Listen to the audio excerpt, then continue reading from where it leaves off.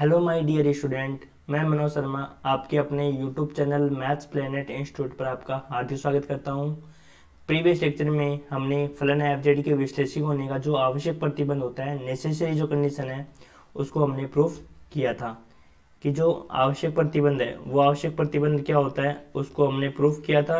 और उसके लिए आज हम क्या करेंगे, इसके आगे पर्याप्त प्रतिबंध को करने वाले हैं। लेकिन उससे पहले मैं आपको आवश्यक प्रतिबंध और पर्याप्त प्रतिबंध में अंतर बताता हूँ कि इन दोनों में डिफरेंस क्या है।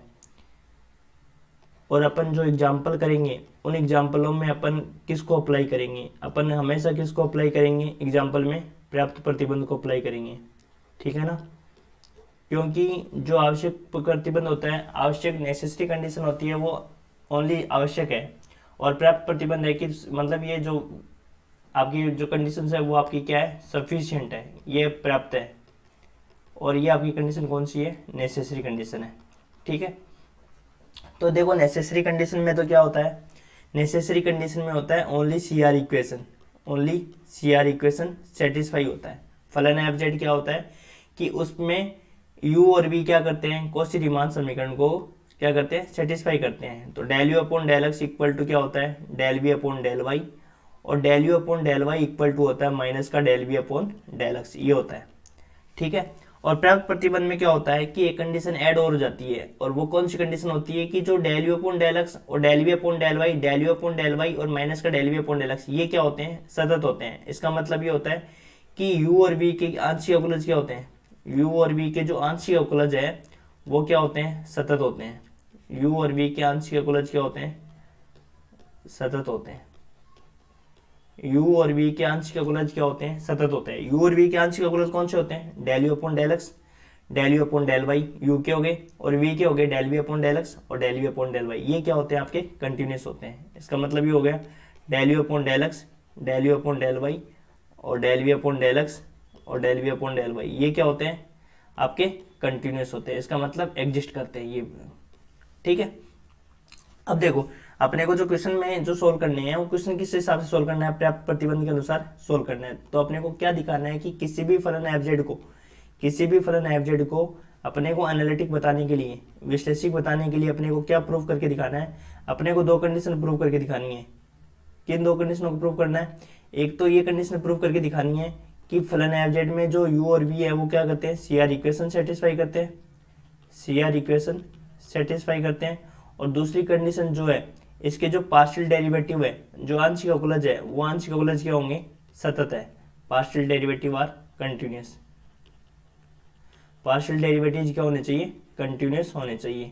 इन दो कंडीशनों को अपन क्या करेंगे, प्रूव करेंगे, तभी अपन बताएंगे कि फलन एफ जेड क्या है, एनालिटिक फंक्शन है। एक बार दोबारा देख लो कि आवश्यक प्रतिबंध क्या होता है। आवश्यक प्रतिबंध में सिर्फ नेसेसरी कंडीशन होती है, वो ओनली क्या होती है, नेसेसरी कंडीशन होती है, और वो सी आर इक्वेशन सेटिस्फाई करता है। जबकि पर्याप्त प्रतिबंध में यू और वी के आंशिक अवकलज सतत होने चाहिए और साथ में वो सी आर इक्वेशन को सेटिस्फाई तो करना ही चाहिए। तो पहली कंडीशन तो ये हो जाती है, और दूसरी कंडीशन क्या हो जाती है, सी आर इक्वेशन सेटिस्फाई। ठीक है, तो हमें जब भी न्यूमेरिकल क्वेश्चन सोल्व करने हैं उसमें हम पर्याप्त प्रतिबंध को ही सोल्व करेंगे, पर्याप्त प्रतिबंध के अकॉर्डिंग सोल्व करेंगे। अब मेन बात होती है देखो कि आपके ये जो 12 नंबर के जो क्वेश्चन है ना, वो यहाँ पे आते हैं। अब लास्ट 2 ईयर से जो पर्याप्त प्रतिबंध है, लास्ट 2 ईयर से ये 12 मार्क्स की आपको थ्योरम पूछी हुई है, पर्याप्त प्रतिबंध लास्ट 2 ईयर से। और मोस्ट इंपॉर्टेंट थ्योरम है ये, काफी इंपॉर्टेंट है और बहुत बार एग्जाम में आ चुकी है ये, मान लो।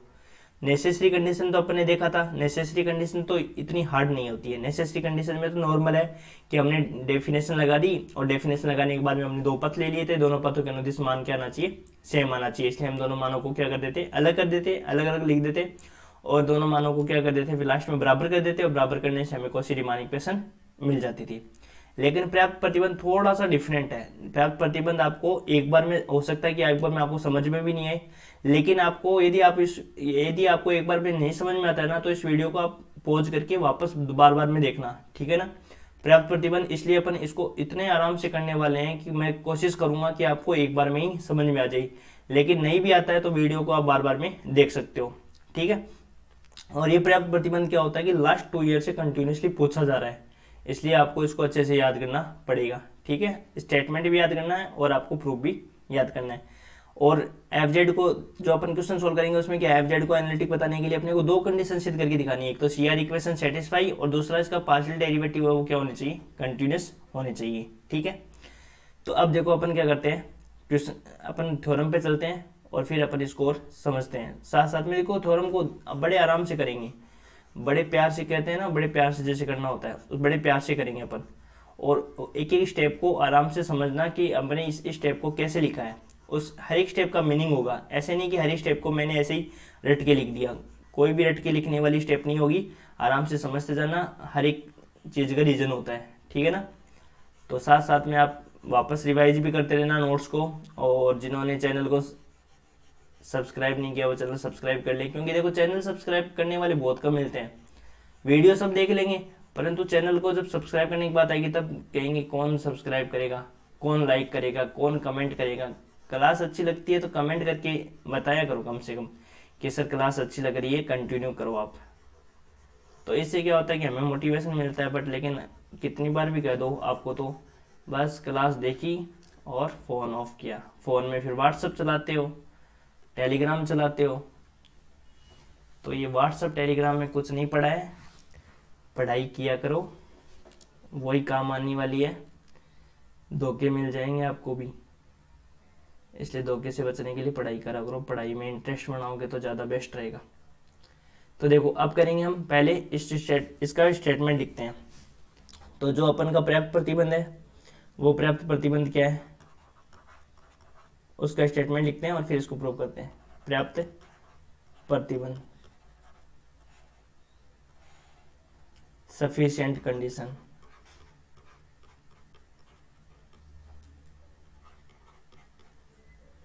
Sufficient condition, sufficient condition. तो देखो सफिशिएंट कंडीशन की जो स्टेटमेंट है उसको भी अपन पहले करेंगे, लेकिन पहले उसको स्टेटमेंट लिखेंगे अपन। तो देखो पर में क्या कहती है,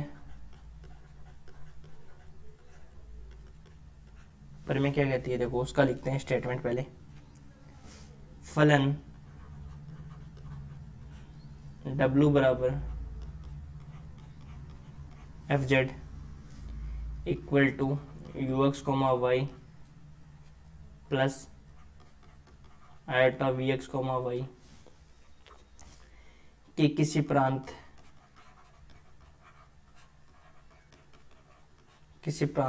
डी में, किसी प्रांत डी में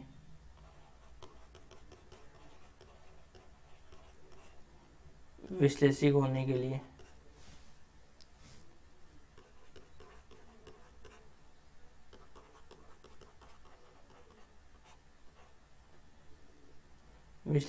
के लिए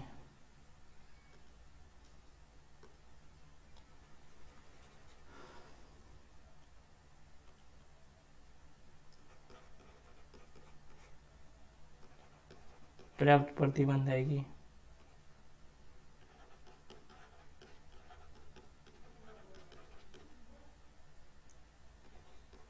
पर्याप्त प्रतिबंध आएगी कि यू और वी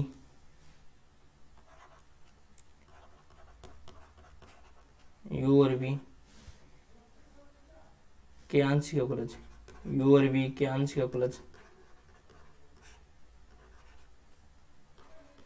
अवकलज सतत हो, संतत है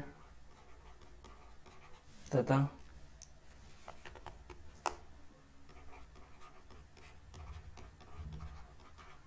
कोशी-रीमान समीकरण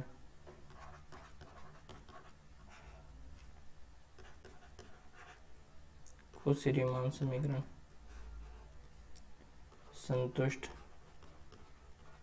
करते हैं। कोशी-रीमान समीकरण संतुष्ट करते हैं। Del u upon del x equal to del b upon del y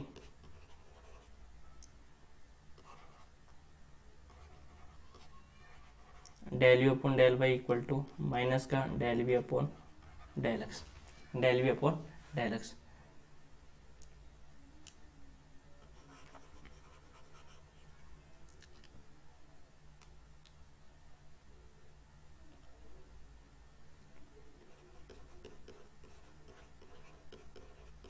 तो देखो क्या थ्योरम है, उसका स्टेटमेंट वापस रिवाइज कर देता हूँ। अपन क्या पढ़ रहे हैं, पर्याप्त प्रतिबंध पढ़ रहे हैं, और काफ़ी इंपॉर्टेंट थ्योरम है ये, काफ़ी इंपॉर्टेंट थ्योरम है। इंपॉर्टेंट लगा लेना 2020, सॉरी 2020 नहीं, 2020 में ही तो ये आई हुई है। इंपॉर्टेंट है काफ़ी, एग्जाम में पूछी जाती है, ठीक है। तो आपको स्टेटमेंट भी पूछेंगे और प्रूफ भी पूछेंगे, ठीक है। तो देखो पर्याप्त प्रतिबंध क्या होता है, सफिशिएंट कंडीशन क्या होती है, फलन W बराबर f z u x comma y plus iota v x comma y के किसी प्रांत डी में विश्लेषिक होने के लिए जो पर्याप्त प्रतिबंध ये है कि u और v क्या करेंगे, एक तो u और v के आंशिक अवकल सतत होंगे, और एक u और v क्या करेंगे, कौशी-रीमान समीकरण संतुष्ट करेंगे। जो हमने नेसेसरी कंडीशन पढ़ी थी उसमें क्या था, सिर्फ कौशी-रीमान समीकरण संतुष्ट करता है, और इसमें एक कंडीशन एडिशन में है, वो कंडीशन है कि u और v के आंशिक अवकल क्या होने चाहिए, कंटिन्यूस होने चाहिए। और u और v के आंशिक अवकल कौन से होते हैं, del u upon del x, जो del u upon del y लिखे हुए हैं ना कौशी-रीमान में, यही सारे क्या होने चाहिए, सतत होने चाहिए, ठीक है। तो अब देखो इसको प्रूफ करेंगे, बड़े आराम से समझना है, बड़े प्यार से समझना है, और प्यार से एक बार में समझोगे हर चीज़ को तो समझ में आ जाएगा, अदरवाइज नहीं समझोगे तो ये थ्योरम आपके लिए फिर रेक्टिफिकेशन करनी पड़ेगी, क्योंकि वो लास्ट में फिर रेक्टिफिकेशन ही करनी पड़ती थ्योरम का। इसलिए आप एक बार इसमें अच्छे से समझ लोगे तो रटने की ज़रूरत नहीं है, नहीं तो फिर वही बात है कि लास्ट में आपको रटना पड़ेगा चीज़ों को। रटने से अच्छा है कि आप समझ के जाओगे तो ज़्यादा आप मैटर लिख पाओगे, अदरवाइज रट के कितना टाइम तक आप लिख सकते हो, रट के कितनी थ्योरम लिख दोगे आप, नहीं लिख पाते ना। इसलिए रटने से बजाय कि आप इसको समझोगे, 2-3 बार आप लिख के देखोगे और 2-3 बार वीडियो देखोगे तो आपकी समझ में आ जाएगी। तो हमें क्या प्रूव करना है, पहले मैं आपको इसके स्ट्रक्चर तैयार करवा देता हूँ कि अपन कैसे कैसे इसको प्रूव करेंगे थ्योरम को, ठीक है। तो देखो सबसे पहली बात तो क्या है, सफिशिएंट कंडीशन पढ़ रहे हैं, अपने को प्रूफ क्या करना है इसके अंदर अपने को क्या दे रखा है और प्रूफ क्या करना है। अपने को ये बोल रहे हैं कि आपके पास जो कंडीशन है ये बोल रहा है कि फलन एफ जेड के किसी प्रांत डी में विश्लेषिक होने के लिए जो पर्याप्त प्रतिबंध ये है कि u और v के जो आंशिक अवकलज है वो तो क्या दे रखे हैं, सतत दे रखे हैं। u और v के आंशिक अवकलज तो क्या दे रखे हैं, सतत दे रखे हैं। u और v के आंशिक अवकलज तो क्या दे रखे हैं, सतत दे रखे हैं, ठीक है। दूसरी कंडीशन आपको क्या गिवन है, दूसरी कंडीशन ये दी हुई है कि आप CR इक्वेशन का यूज कर सकते हो, मतलब CR इक्वेशन इसमें सेटिस्फाई करेगा, CR इक्वेशन सेटिस्फाई करेगा। तो इसमें del u upon del x equal to del v upon del y, और del u upon del y equal to minus का del v upon del x, ये आपकी CR equation है। तब आपको ये प्रूव करके दिखाना है कि फलन एफ जेड जो है वो क्या है, विश्लेषिक है। फलन एफ जेड को क्या बताना है, विश्लेषिक फलन बताना है। फलन एफ जेड को क्या बताना है, विश्लेषिक फलन सिद्ध करना है। ये चीजें सिद्ध करनी है आपको, ठीक है। आपको ये बताना है कि u और v के आंशिक अवकलज सतत है और CR इक्वेशन सेटिस्फाई करता है। तब आपको ये बताना है कि फलन एफ जेड क्या है, आपके पास विश्लेषिक फलन है, ठीक है। तो फलन एफ जेड को विश्लेषिक बताने के लिए आपको क्या प्रूफ करना है, आपको ये प्रूफ करना है, आपके पास ये कंडीशन दी हुई है कि u और v के आंशिक अवकलज सतत होने चाहिए, CR इक्वेशन सेटिस्फाई होती है, तब फलन एफ जेड जो होता है वो क्या होता है, एनालिटिक फंक्शन होता है। मतलब फलन एफ जेड के एनालिटिक फंक्शन के लिए आवश्यक है कि u और v के आंशिक अवकलज सतत होने चाहिए और CR इक्वेशन को सेटिस्फाई करना चाहिए। समझ में आ गया क्या प्रूफ करना है और क्या अपने को दिया हुआ है। तो देखो अब करते हैं 1 बाई 1 इसको प्रूफ। सबसे पहले अपन मान लेंगे कि माना u और v की आंशिक अवकलज क्या है, सतत है, और u और v क्या कर रहे हैं, कौशी-रीमान समीकरण को संतुष्ट करते हैं, ठीक है।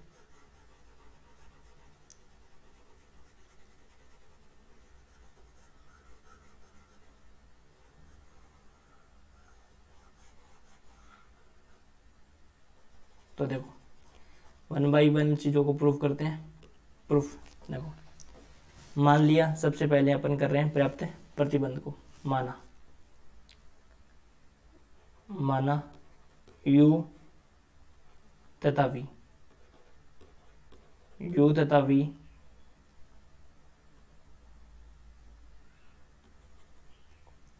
माना u तथा v, माना u तथा v के आंशिक अवकलज, ध्यान से देखना और समझना भाई, देखो इंपॉर्टेंट थ्योरम है और हो सकता है कि आपको एक बार में समझ में भी नहीं है, इसलिए एक बार ध्यान से आप अच्छे से दिमाग लगा के गौर से देखना, ठीक है ना। माना u और v के आंशिक अवकलज del u upon del x, del u upon del y, del v upon del x और del v upon del y. मान लिया अपने कि u और v के आंशिक अवकलज क्या है, सतत है, ये कंडीशन अपने को दी हुई है, तथा u व v कॉची रीमान समीकरण को संतुष्ट करते हैं। u और v क्या करते हैं? कॉची रीमान समीकरण संतुष्ट करते हैं। u और v क्या करते हैं? कॉची रीमान समीकरण संतुष्ट करते हैं। अर्थात del u upon del x equal to del v upon del y तथा del u upon del y equal to minus का del v upon del x. ठीक है ना। मान लो कोई वर्ड से आपको दिखता नहीं है तो फिर भी मैं बोल रहा हूँ, यदि नहीं दिखे तो भी आप थोड़ा सा देख लेना अच्छे से, है ना, कोशिश करना समझने। Del u upon del y है, ठीक है। Del u upon del y equal to minus का del u upon del x है। सबसे पहले हमने क्या मान लिया? माना u और v के आंशिक अवकलज क्या है? सतत है, और u और v क्या कर रहे हैं? कॉची रीमान समीकरण संतुष्ट करते हैं। अर्थात del u upon del x equal to del v upon del y तथा del u upon del y equal to minus का del v upon del x. यहाँ तक तो कोई प्रॉब्लम नहीं है। तब अपन लिख देंगे, तब हमें सिद्ध करना है कि फलाना एफ जेड क्या है? एनालिटिक है, तो ये लिख देंगे। तब सिद्ध करना है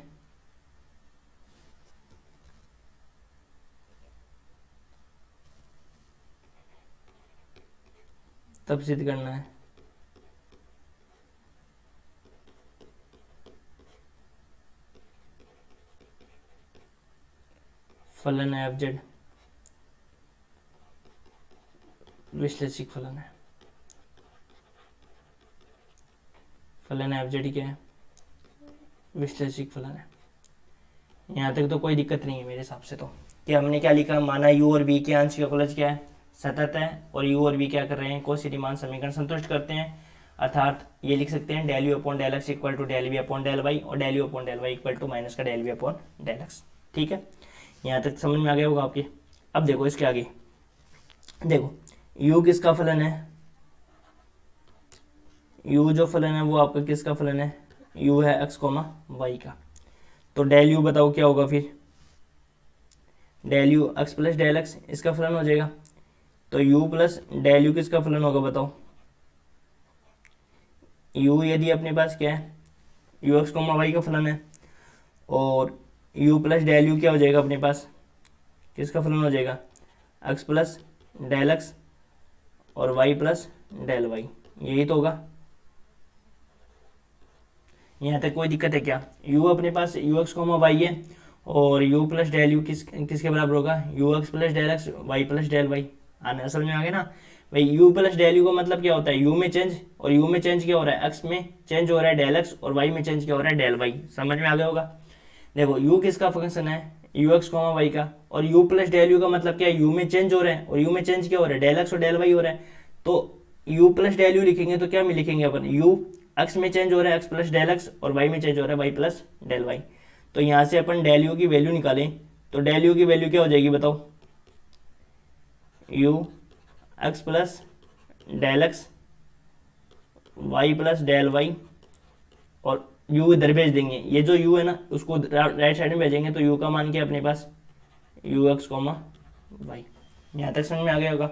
इसको चीज़ को मैं डायरेक्ट भी लिख सकता था, इस चीज़ को मैं डेल यू वाली चीज़ को डायरेक्ट भी लिख सकता था, लेकिन इससे आपको समझ में आ जाएगा, उससे आपको समझ में आया नहीं कि डेल यू बराबर हमने कैसे लिख दिया? U x plus del x y plus del y minus u x Y.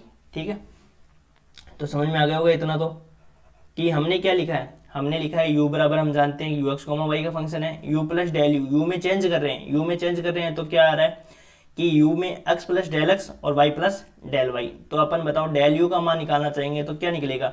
ये जो u है ना ये हमने राइट साइड में भेज दिया, और इसकी u की वैल्यू क्या है? U x y. यहाँ तक समझ में आ गया होगा, है ना। अब देखो डेल यू इक्वल टू, अब अपन एक चीज को ऐड कर रहे हैं। किस चीज को ऐड कर रहे हैं?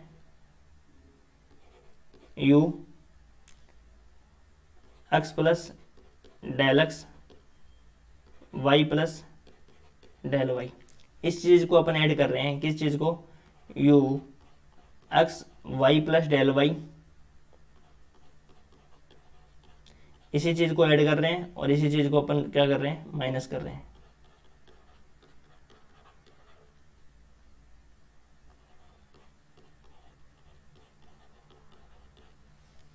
किसी की कोई प्रॉब्लम है बताओ। देखो हमने किस चीज़ को ऐड किया है,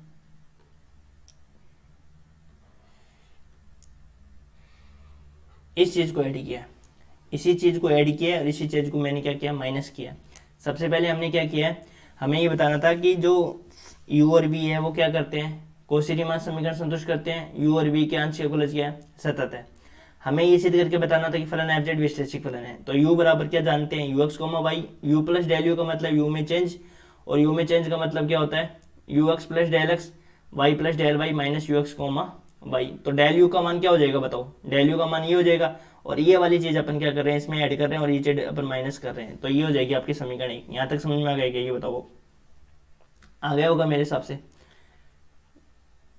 अब देखो इसके आगे, देखो 1 बाई 1 स्टेप समझेंगे ना तो ये थ्योरम बहुत ईजी है, और अदरवाइज आप ध्यान नहीं दोगे तो नहीं आएगी समझ में। अब देखो यहाँ अब जो करने वाले हैं वो चीज़ करने इंपॉर्टेंट है।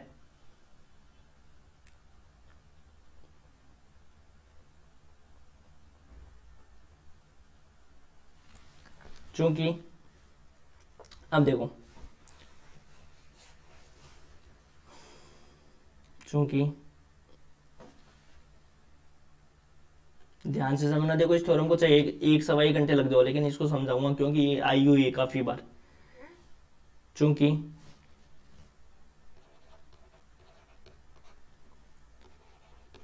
एफ जेड और एफ डैश जेड,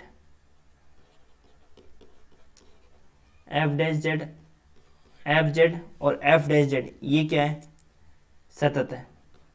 संतत का मतलब क्या होता है, संतत का मतलब ये होता है कि इसका मीनिंग होता है कि एग्जिस्ट करते हैं, ये वैल्यू क्या करती है, एग्जिस्ट करती है। तो एफ जेड और एफ डैश जेड ये क्या है, सतत है, संतत है।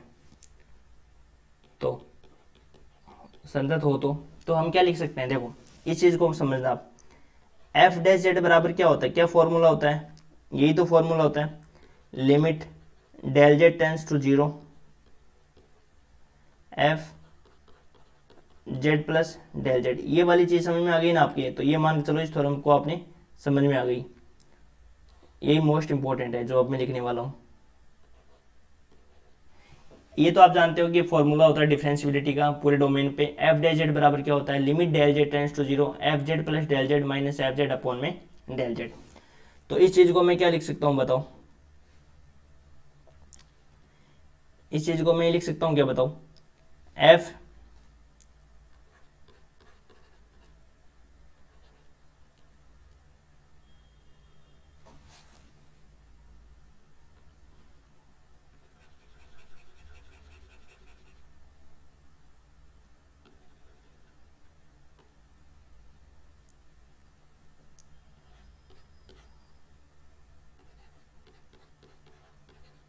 F z plus del z minus, इस चीज़ को मैं ऐसे लिख सकता हूँ क्या बताओ, f z upon del z minus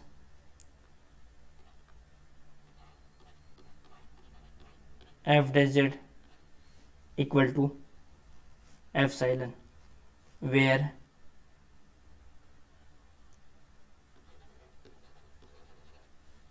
F साइलन tends to epsilon tends to 0 as del z tends to 0। अब समझो, देखो इस चीज़ को समझना, ये चीज़ मैंने कैसे लिखी है।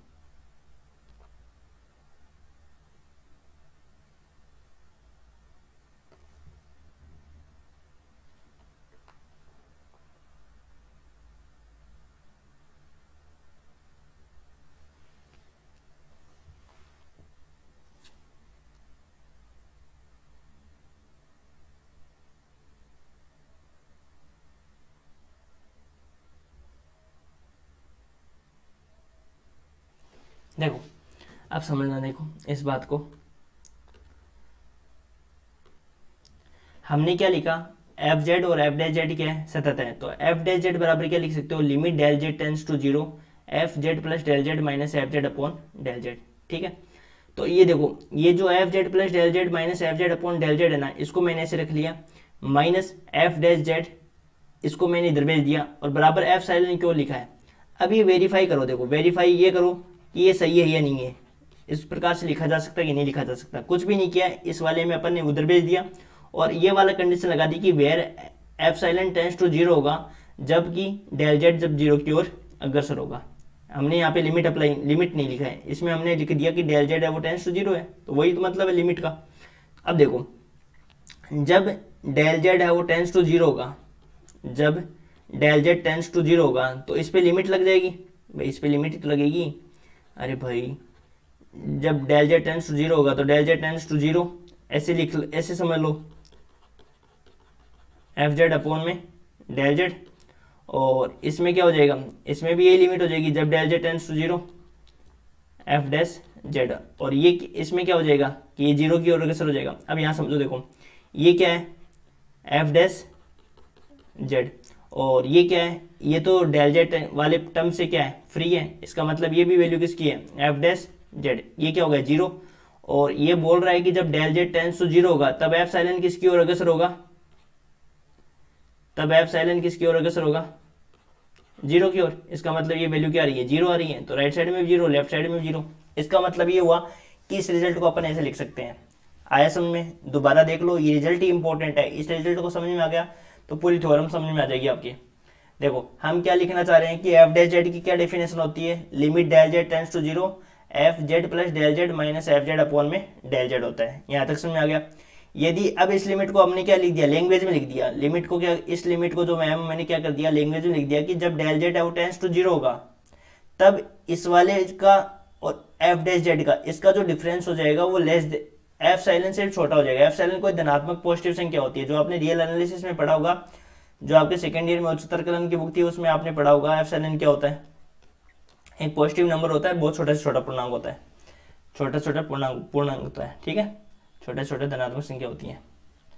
अब देखो ये क्या होता है कि f z plus del z minus f z upon del z, minus इस एफ जेड को मैंने क्या किया, ये जो एफ जेड है उसको इधर ले आया, माइनस एफ जेड और इक्वल टू में लिख दिया एफ साइलेंट। ऐसे लिख सकते हैं क्या? इसको वेरीफाई कर रहे हैं, तो वेरीफाई कैसे करेंगे, वेरीफाई ये करें जब डेल जेड है वो टेंड्स टू जीरो है, जब डेल जेड है वो किसकी ओर अग्रसर है, जीरो की ओर अग्रसर है, तो अपन ने क्या लगा दी, लिमिट लगा दी, इस साइड भी लिमिट लगा दी, इसमें भी लगा दी और इसमें भी लगा दी, तो लगा दिया लिमिट, तो ये किसकी डेफिनेशन हो गई, एफ डैश जेड की। और इसमें जेड नोट डेल जेड वाला कोई टर्म्स ही नहीं है, तो डेल जेड का जब कोई टर्म्स ही नहीं होता है किसी लिमिट में, तब वो लिमिट क्या होती है, उस टर्म से क्या होती है, स्वतंत्र होती है ना। जैसे मान लो इस प्रकार होता है कि limit x tends to zero और टू, तो इसमें एक्स का कोई टर्म ही नहीं है, तो इसका मान कितना होता है, टू होता है। इसका मतलब इसमें कोई क्या है, डेल जेड का कोई टर्म्स नहीं है, इसकी वजह से एफ डैश जेड का ही मान हो जाएगा। तो यहाँ पे भी एफ डैश जेड, यहाँ पे भी एफ डैश जेड, तो इसका मतलब ये जीरो। और ये और क्या रखा कि जब del z tends to zero होगा तब एफ साइलेंट किसकी ओर अग्रसर होगा, जीरो की ओर, तो एफ साइलेंट को भी जीरो कर दिया, तो यहाँ से देखो राइट साइड और लेफ्ट साइड दोनों क्या आ गई, बराबर आ गई। इसका मतलब ये हुआ कि इस रिजल्ट को अपन यूज कर सकते हैं और इस रिजल्ट को अपन ऐसा लिख सकते हैं, ठीक है। आगे समझ में यहाँ तक? अब देखो ये वेरीफाई मैंने आपको करके दिखाया, ये वेरीफाई आपको ना लिखना नहीं है, अपने को मैन बस रिजल्ट का यूज करना है। काफी इंपॉर्टेंट थ्योरम है, इसलिए मैं आपको बड़े प्यार से समझा रहा हूँ इसको धीरे धीरे, क्योंकि एक बार में समझ में आ गई ना तो फिर आपको वीडियो बार बार देखने की जरूरत नहीं पड़ेगी। और मैं चाहता हूँ कि मेरे वाले मामले में आप एक भी थ्योरम रटने की जरूरत नहीं पड़ेगी आपको। और वैसे भी बच्चे तो वो तो है ही, जैसे अभी तो क्या करते हैं, अभी तो समझेंगे थ्योरम को और लास्ट में जब एग्जाम पास में होगा तब थ्योरम को रटेंगे। इसलिए क्या होता है कि एग्जाम से पहले और एग्जाम से पहले जो आपको टाइम मिलता है 5 से 6 महीने, उसमें आप अच्छे से तैयारी किया करो, तो बाद में लास्ट में रटने की जरूरत ही नहीं पड़ेगी कुछ भी मैटर की। तो वही है, कंटिन्यू स्टडी किया करो।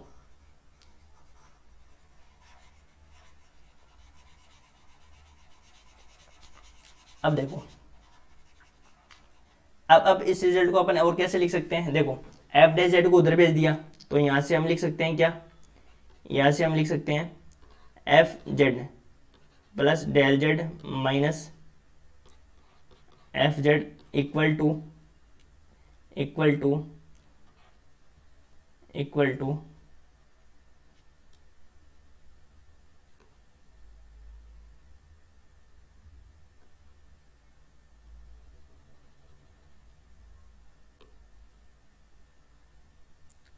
F dash z plus epsilon, ठीक है।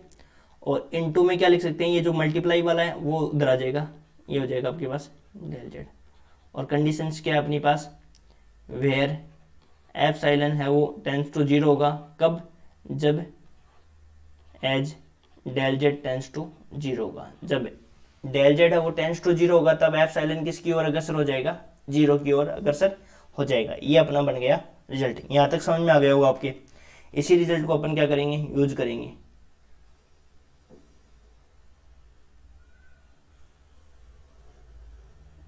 मैन अपना मोटिव यही था, ये रिजल्ट ही इंपॉर्टेंट है। ये रिजल्ट आ गया ना तो ये मान के चलो थ्योरम आपके याद हो गई।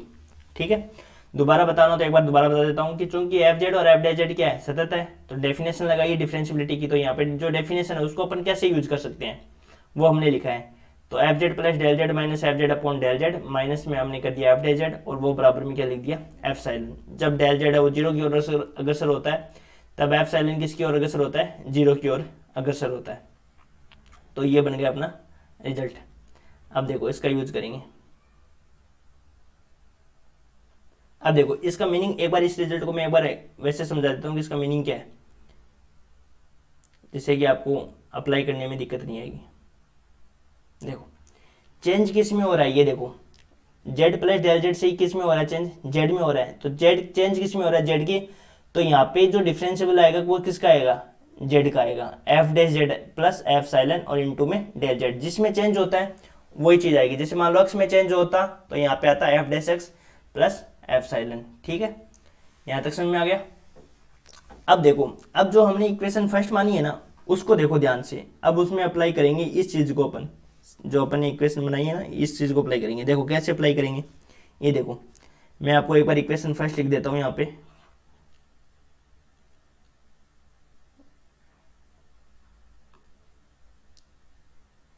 एक में अप्लाई करके मैं दिखा देता हूँ आपको, फिर दूसरी में आप डायरेक्ट उससे लिख देंगे। देखो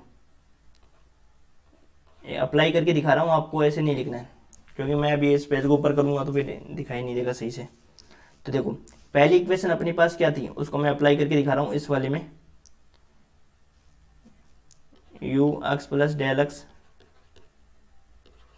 Y plus del y minus u x comma y, ये था ना। और हमने क्या ऐड किया था इसमें, x y plus del y और plus y plus del y और माइनस का यू एक्स कोमा वाई। अब समझो, देखो ये थोड़ा, ये थी अपनी पहली इक्वेशन। इस वाले टर्म्स को देखो, इस वाले टर्म्स को देखो।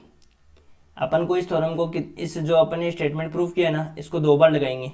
एक बार तो इसमें लगाएंगे, इस वाले टर्म्स में लगाएंगे, और एक बार अपन इसमें लगाएंगे, इन दोनों।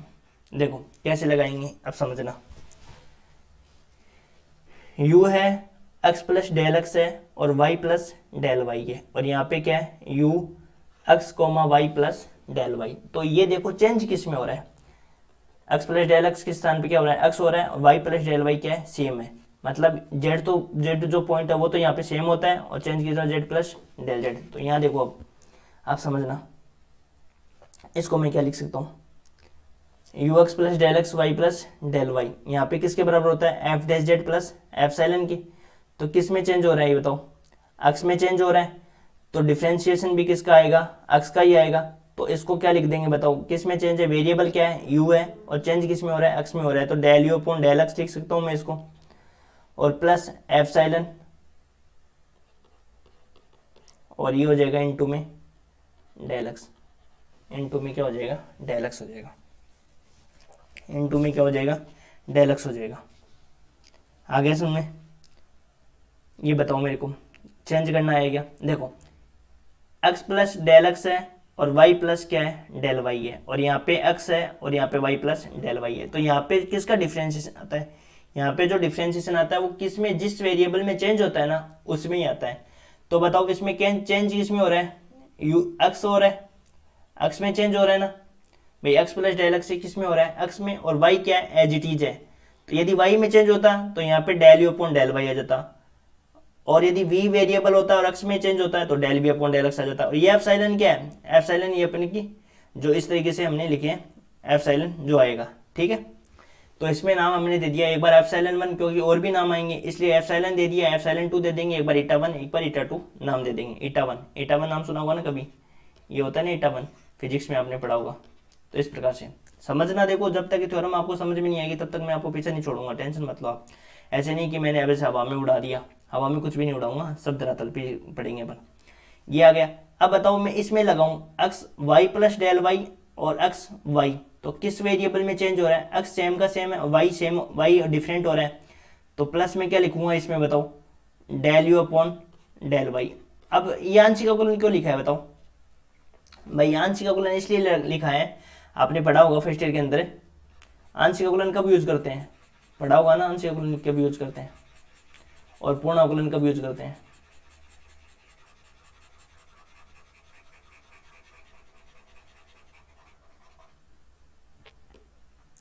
तो इसको क्या लिखूंगा मैं बताओ?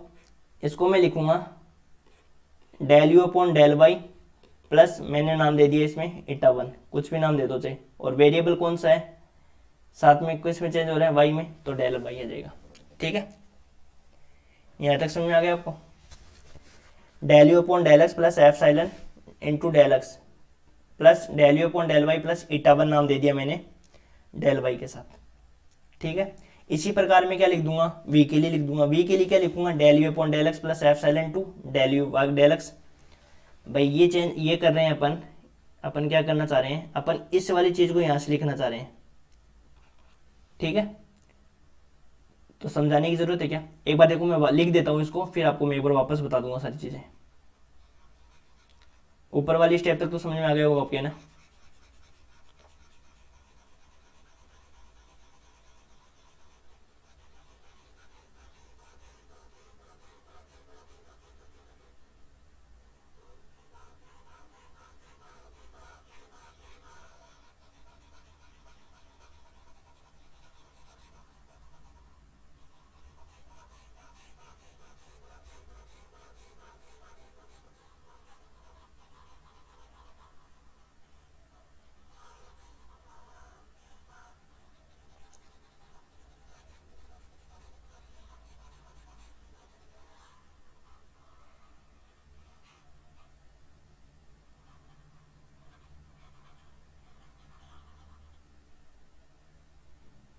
तो देखो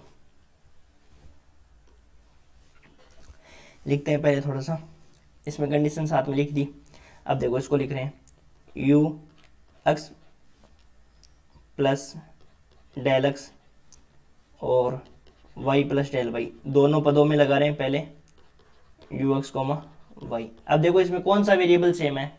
y तो चेंज हो रहा है, सॉरी इसमें u एक्स कोमा वाई में थोड़ा लगाएंगे, y प्लस डेल वाई होगा ना यहाँ पे।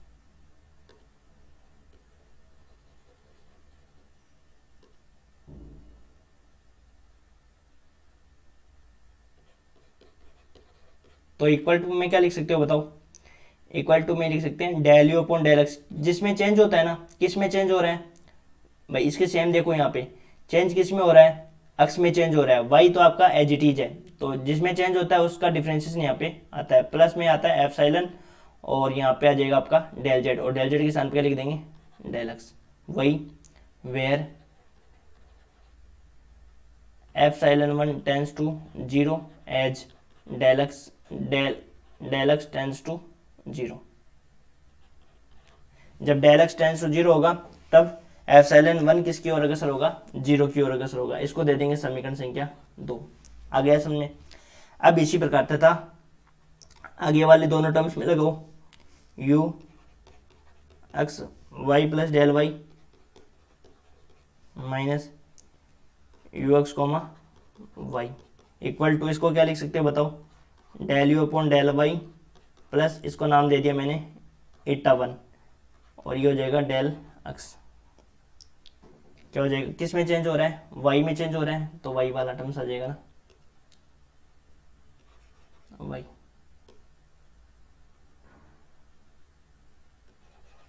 वही लिख देंगे where epsilon where eta 1 tends to 0 as del y tends to 0। यहाँ तक समझ में आ गया होगा मेरे हिसाब से, आ गया ना। ये इंटू में ध्यान रखना डेल वाई। अब देखो वापस चलते हैं डेल यू की तरफ। जो अपने पास डेल यू समीकरण एक थी ना, तो समीकरण एक में क्या हो जाएगा, इसको दे देंगे 3। तो समीकरण एक अपने पास क्या थी,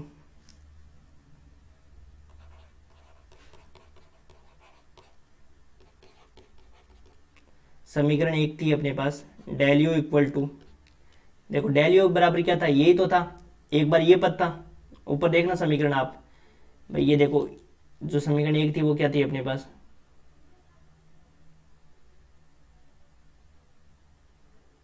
ये देखो यही तो समीकरण थी अपने पास।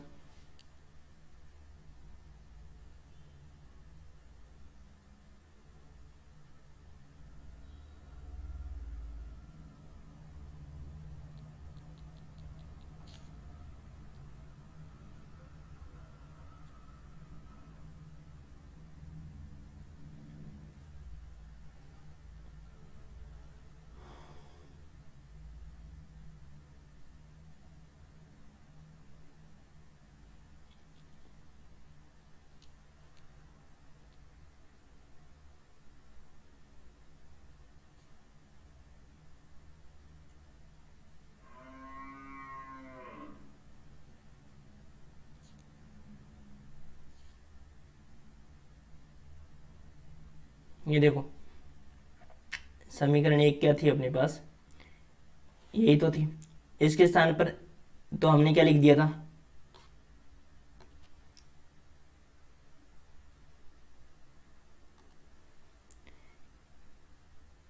इसके स्थान पर हमने क्या लिखा था बताओ, किस में चेंज है बताओ, अक्ष में चेंज है, वाई एज इट इज है, तो इसको तो हमने लिखा था del u upon del x plus epsilon into del x, और इस चीज़ को हमने क्या लिखा था del u upon del y और into del u upon del y plus eta one del y, यही तो लिखा था, बस इसको ही लिखना है, यही चीज़ तो लिखनी है आपको।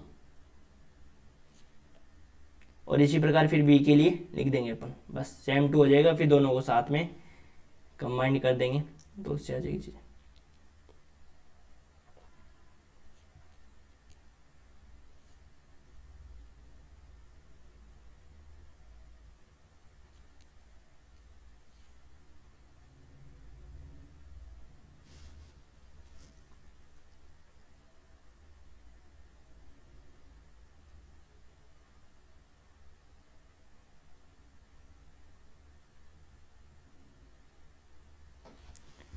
तो देखो डेल यू बराबर क्या हो जाएगा अपने पास,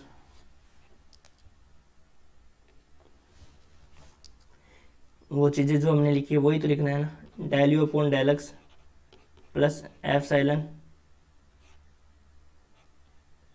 into del x plus del u upon del y plus eta one del y.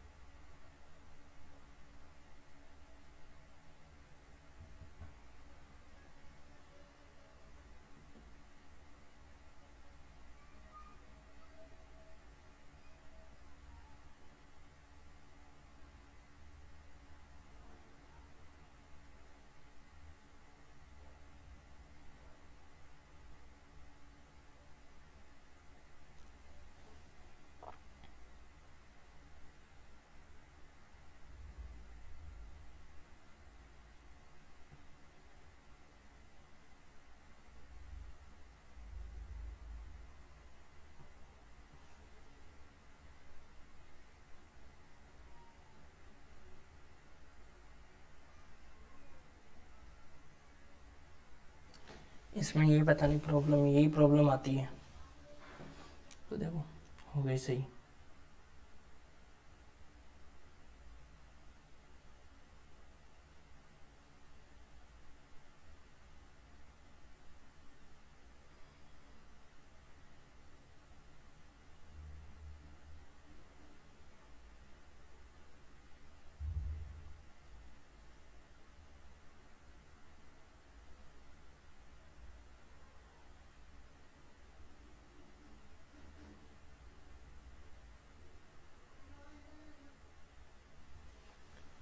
तो जो डेल यू अपॉन इसको लिख रहे थे अपन, देखो देखते हैं चल रहा है कि नहीं चल रहा।